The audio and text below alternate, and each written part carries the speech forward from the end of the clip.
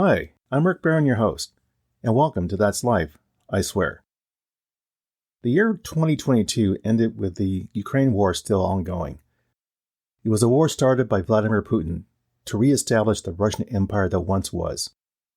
As we begin 2023, we're facing a similar situation from a dictator's dream on the other side of the world. I'm talking about China wanting Taiwan back. China says there are profound historical and cultural ties with Taiwan, which date back to around 230 AD. Now, let there be no doubt, for China, it's an indisputable fact that Taiwan is part of China. Let's jump into this. Now, it's no longer a question of if, but when China invades Taiwan.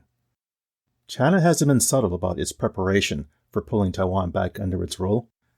They've been building up their military, their air force, and navy for several years, and converting small islands to expand its diplomatic and military profile in the Pacific.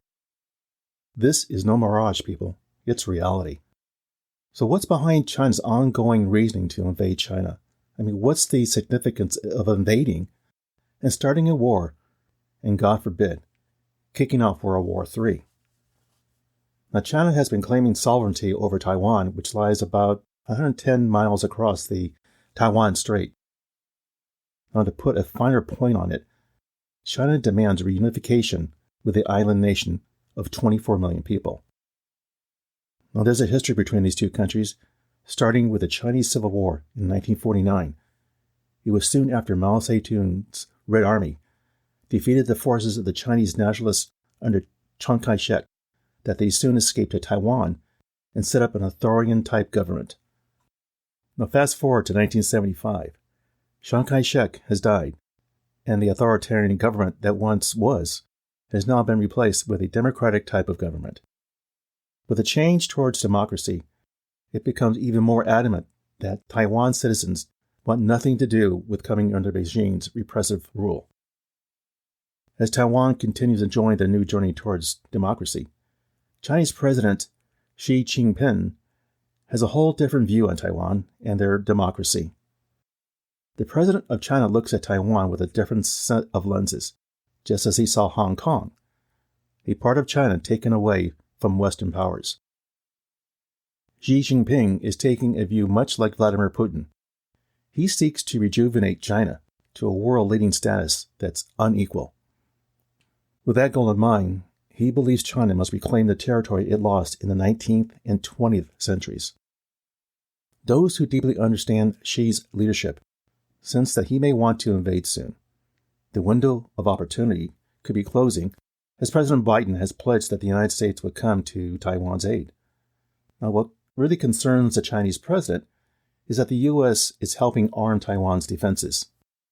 Anything, and I mean anything that would justify China to take action, is all they're looking for to give them cause to make their move. Now, what are the warning signs? Xi is speaking with his people about national unification, and the tone is very harsh. China has recently ratcheted up military activity with increased patrols in the Taiwan Strait and teasing Taiwan with its constant flying intrusions into its airspace.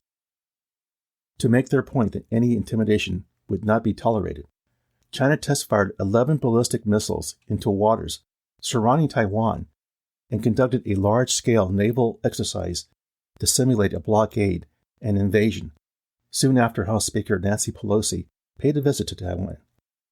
That's a lot of wasted energy over someone just wanting to stop by to say hi. China's nuclear buildup has caught the eye of the Pentagon. A recent security report indicated that China would have approximately about 1,500 nuclear warheads by the year 2035. They have 350 today. Now, do some quick math. That's just 12 years away. So that means adding about 96 new warheads per year until 2035. Now, China has also conducted a new hypersonic missile tested in 2021, something I know we don't have yet, nor a defense against it. Now, while we don't want to get dragged into a deep war with Putin, the Biden administration sees China as the greater risk. Military officials have tossed around potential years such as 2024, maybe even 2027, where China may come crashing the front door of Taiwan. In October of 2022, Secretary of State Anthony Blinken warned that China is not liking how Taiwan is being provided military assets to defend itself against them. She is determined to pursue reunification at a much faster pace. Now, should China invade Taiwan, how might that unfold? What would happen? Well, military experts put their thoughts on the whiteboard and see it as something like this. 1. China would start with cyber warfare and missile attacks on any and all military infrastructure. China's Navy, which, by the way, rivals the U.S. in strength and only getting stronger, would send an armada across the strait to mount a huge amphibious assault.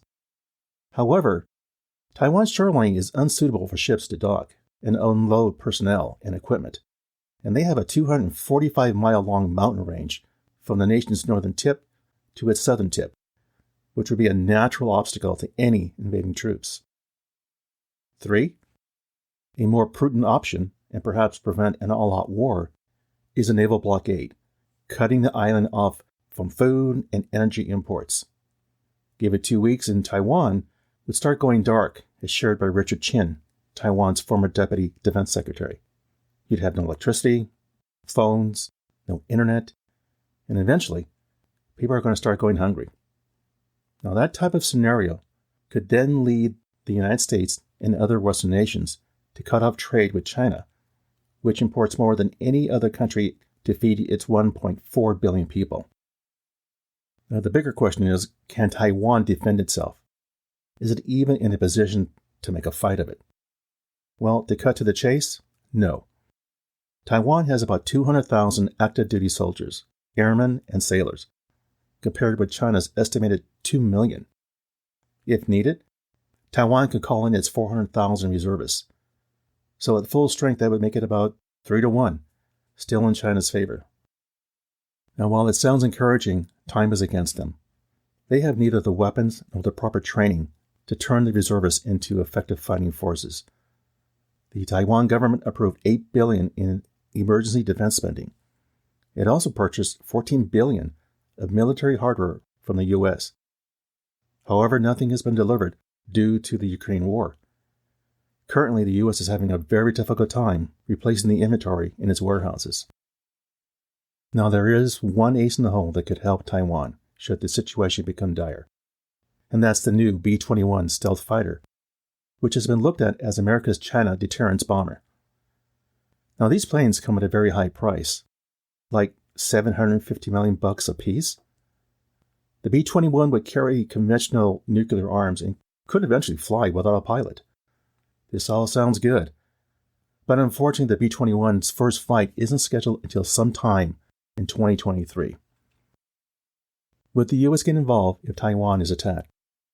Yes. Biden has strongly implied that the U.S. would help defend the island against any attack.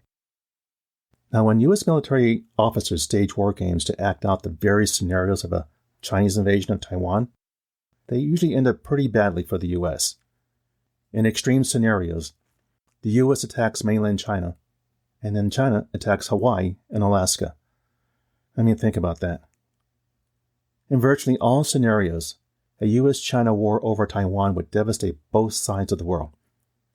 When looking at the various simulations, the results ended up the same. Simply put, it would be a horrific, bloody mess for both sides. So what can we learn from this story? What's the takeaway? An all-out war would be deadly and present a different world in the blink of an eye. Taiwan provides roughly 70% of the global supply of advanced semiconductor chips that power our smartphones, cars, computers, and so many other things.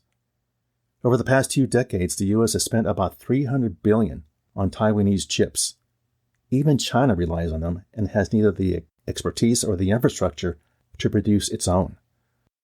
Now, should China even occupy Taiwan, they would need Western raw materials and equipment imports to keep the chip production running. Moreover, disruptions to shipping lanes in the Western Pacific, used by about 1/3 of the world's sea traffic, could start a global economic crisis that would make the COVID supply chain problems look rather dull. So, thousands of lives lost, supply chain issues that would be an ultimate nightmare, and the potential for the unthinkable, World War III. And why? Because of stupid pride, we could see a catastrophe bring havoc to the world. I don't know, but I think we have better things to address. Nationalism, overconfidence, fear, and stupidity are powerful forces in global affairs. But at the moment, the massive risk of China invading Taiwan and the assumption that the island can still be strong-armed into submission will hopefully work against the likelihood of war. Fingers crossed. Well, there you go. That's life, I swear. For further information regarding the material covered in this episode, I invite you to visit my website that you can find on either Apple Podcasts or Google Podcasts for show notes calling out key pieces of content mentioned in the episode transcript. As always, I thank you for listening. Be sure to subscribe here or wherever you get your podcasts so you don't miss an episode. See you soon.